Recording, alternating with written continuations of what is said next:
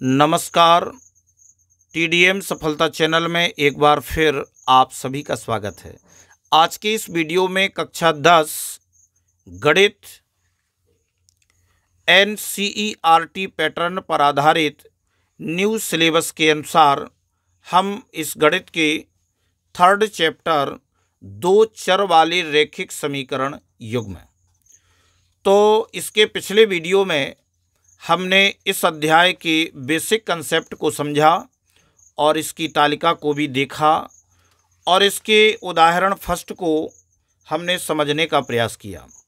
आज हम इस वीडियो में इसके उदाहरण सेकंड और थर्ड को समझेंगे, जो कि बहुत महत्वपूर्ण है। और प्रश्नावली से पहले आप इन उदाहरणों को लगाने का प्रयास करें। सेकंड उदाहरण में कहा गया है कि ग्राफ द्वारा ज्ञात कीजिए कि निम्न समीकरण युग्म का हल नहीं है, अद्वितीय हल है अथवा अपरिमित रूप से अनेक हल हैं। हमें यहाँ पर दो समीकरण दिए गए हैं, समीकरण 1 और समीकरण 2। हमें इन दोनों समीकरणों को हल करना है और ग्राफ में दर्शाना है, बताना है कि इन समीकरण युग्म का हल नहीं है, अद्वितीय हल है या अपरिमित रूप से अनेक हल हैं। यानी कि इन तीन कंडीशन में से कौन सी कंडीशन आती है, इसको हम समझने का प्रयास करते हैं। जैसा कि इन्होंने यहाँ पर लिखा है, तो हम कॉपी में किस तरह से हल करेंगे उसे हम समझते हैं। तो अब आप अपने मोबाइल की फुल स्क्रीन में इसको देखें और समझने का प्रयास करें। देखो, अब हम उदाहरण दूसरे का हल किस प्रकार से करेंगे कि दिए गए समीकरण युग्म 5x माइनस 8y बराबर प्लस 1 बराबर 0 समीकरण 1 और 3x minus 24/5 into Y plus 3/5 बराबर 0 समीकरण 2। तो सबसे पहले हम समीकरण 2 को हल कर लेते हैं। तो समीकरण 2 को 5/3 से गुणा करने पर, अब हम 5/3 से गुणा करेंगे तो 3x into 5/3 minus 24/5y into 5/3 plus 3/5 into 5/3 बराबर 0 इंटू 5/3। अब हम इसे सरल करते हैं तो 3 से 3 कट जाएगा, बचेगा आपका 5x माइनस 5 से आपका 5 कट जाएगा, 3 से 24 कटेगा, 3 24 यानी कि माइनस के 8y और प्लस इधर से आपका ये 5 और 3 से 3 1 बचेगा और बराबर 0 का गुणा होगा तो ये 0 हो जाएगा।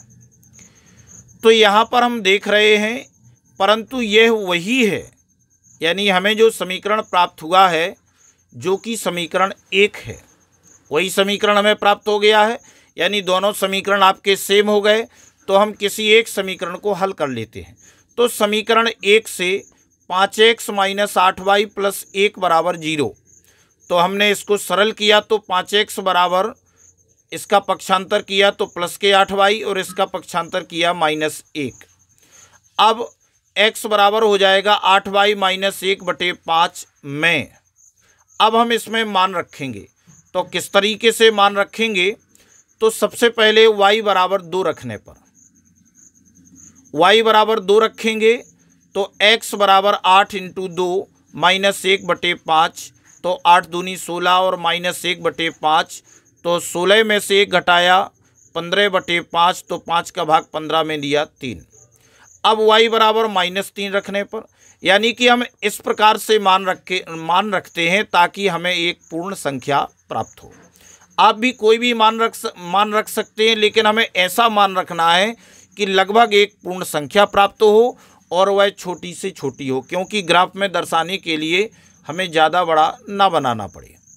तो x बराबर 8 इंटू -3 माइनस 1/5, तो -3 का गुणा 8 में करेंगे, 8 × 24 माइनस 1/5, तो -24 माइनस 1 माइनस 25/5, तो 25 माइनस 5 x का मान आ गया। अब y बराबर 0 रखने पर, तो इसका मान आप पहले भी रख सकते हैं। y बराबर 0 जरूरी नहीं है कि नीचे रखें, कहीं पर भी रख लें। तो y बराबर 0 रखने पर x का मान क्या होगा, 8 गुणे 0 माइनस 1/5, तो 0 का गुणा होगा तो 0 माइनस 1/5, तो माइनस 1/5 बराबर आ गया, माइनस में 5 का भाग नहीं जाएगा, दशमलव, तो 10 हो गया, 5 दूनी 10, 0.2 आ गया। अब हम क्या करेंगे, देखो अब यहाँ पर आप बता देंगे कि जब आपने y का मान 2 रखा तो आपको x का मान 3 मिला, जब आपने y बराबर -3 रखा तो x का मान -5 मिला, जब आपने y बराबर 0 रखा तो हमें x का मान -0.2 प्राप्त हुआ। अब इसी प्रकार समीकरण 2 से भी मान समान प्राप्त होंगे, यानी जो भी मान प्राप्त होंगे वह सभी इसी प्रकार से होंगे। और यदि आप इसके अलावा भी मान रखते हैं तो वह सभी बिंदु क्या होंगे, एक ही रेखा में होंगे। क्यों? क्योंकि दोनों समीकरण जब सेम हैं तो वह एक ही रेखा में सभी बिंदु आएंगे। तो अब हम इसका ग्राफ किस तरीके से बनाएंगे इसको हम समझते हैं। तो अब आप देखेंगे कि सबसे पहले हमने जो बिंदु प्राप्त किए हैं उन सभी बिंदुओं को हम x और y अक्ष में इन बिंदुओं को हम दर्शाएंगे तो ये सभी बिंदु एक ही रेखा में आते हैं। यहाँ पर हमने समीकरण लिख दिया 5x - 8y + 1 = 0। अब इसको आपने इसमें दर्शाया। अब आप यहाँ पर इसका परिणाम भी बता देंगे कि अतः समीकरण 1 और समीकरण 2 से निरूपित रेखाएं समपाती हैं। यानी समीकरण यदि इसके हम और भी मान निकालते हैं तो वो सभी मान इसी रेखा में आएंगे। तो इसलिए समीकरण 1 और समीकरण 2 के अपरिमित रूप से अनेक हल हैं। इस प्रकार से आप इस प्रश्न का हल कर लेंगे तो हमें समीकरण 1 और 2 से जो निरूपित रेखाएं हैं वो सभी समपाती हैं, इसलिए समीकरण 1 और 2 के अपरिमित रूप से अनेक हल हैं। यही हमें 3 कंडीशन में पूछा गया था कि एक अद्वितीय हल होता है, कि कोई हल नहीं होता है, या अनेक हल होते हैं। तो इन रेखाओं से हमें यह पता चलता है कि यह अपरिमित रूप से अनेक हल हैं। अब हम तीसरा प्रश्न देखते हैं। उदाहरण तीसरा है, चंपा एक सेल में कुछ पैंट और स्कर्ट खरीदने गई।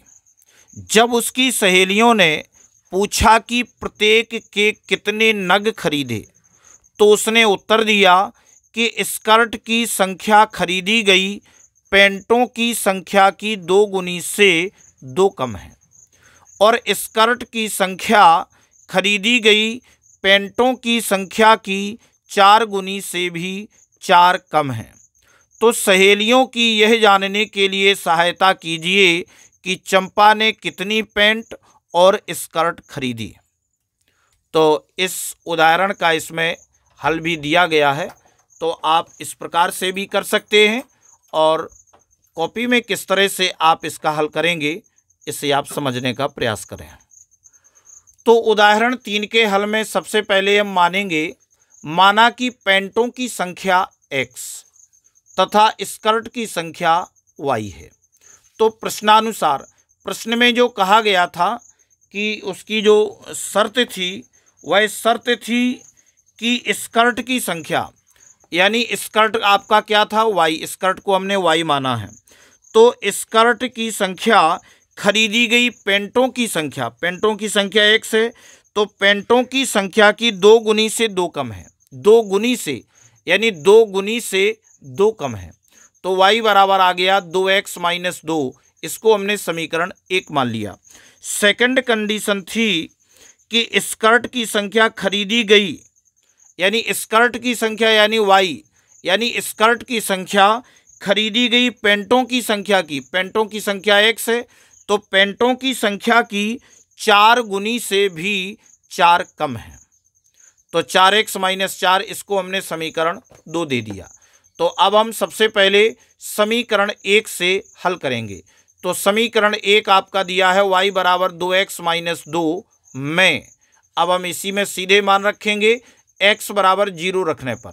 जब हम x की जगह 0 रखेंगे तब y बराबर क्या होगा, 2 × 0 - 2, तो 0 का गुणा करेंगे तो 0 - 2 तो कितना आ जाएगा, -2 आएगा।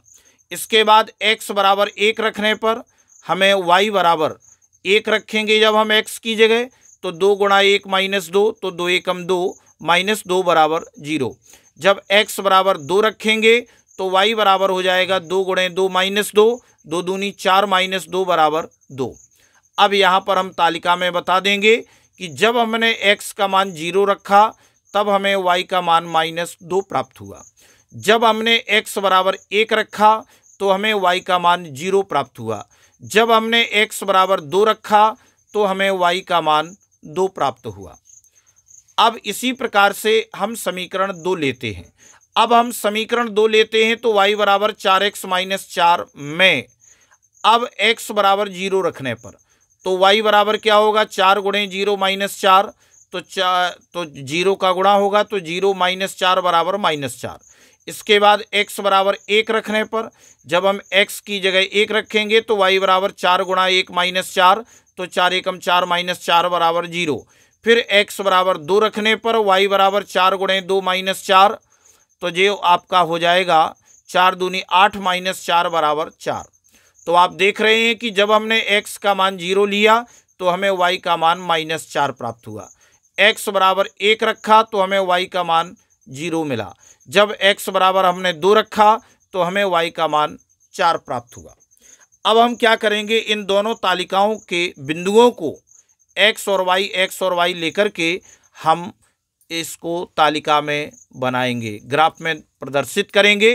तो आप देख रहे हैं कि इसमें ये आपका x अक्ष दिया है, ये आपका y अक्ष दिया है, इन पर सभी बिंदुओं को रखा है और एक एक करके सबसे पहले हमने प्रथम तालिका से यानी कि 0 - 2 तो आप देखेंगे कि 0 और -2 आपका 0 x का है और -2 आपका y का है तो 0 - 2 यहाँ पर आ गया।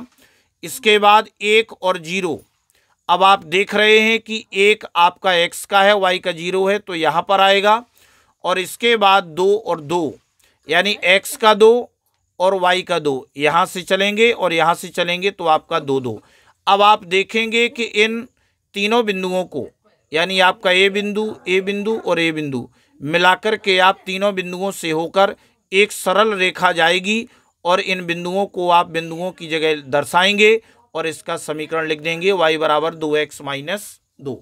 इसी प्रकार से आप इस दूसरे को भी इसी में दर्शा देंगे और इससे भी एक समीकरण प्राप्त होगा और ये दोनों समीकरण बिंदु 1 0 पर प्रतिच्छेद कर रहे हैं। तो अब आप इसका उत्तर लिख के कैसे बताएंगे? अब आप इसमें लिखेंगे कि समीकरणों को ग्राफ में निरूपित करने पर ये दोनों रेखाएं बिंदु 1 0 पर प्रतिच्छेद करती हैं, इसलिए x बराबर 1 और y बराबर 0 रैखिक समीकरण युग्म का हल है। अर्थात उसके द्वारा खरीदी गई पेंटों की संख्या 1 है और उसने कोई स्कर्ट नहीं खरीदी है। यानी पहला जो बिंदु होता है वह x का होता है और दूसरा y का होता है। यानी x बराबर 1 और y बराबर 0। तो हमने x को क्या माना था, पेंटों की संख्या, और y को माना था स्कर्ट। तो चंपा ने पेंटों को यानी एक पेंट खरीदा और स्कर्ट नहीं खरीदी। इस प्रकार से इस वीडियो में बस इतना ही। नेक्स्ट वीडियो में हम प्रश्नावली के प्रश्नों को हल करेंगे। अगर आपको ये वीडियो अच्छा लगा हो तो वीडियो के लिए कमेंट और शेयर अवश्य करें। आप इन सभी वीडियो को हमारे चैनल TDM सफलता की प्लेलिस्ट में जाकर के और आप कक्षा 10 गणित के सभी वीडियो क्रम से देख पाएंगे। धन्यवाद।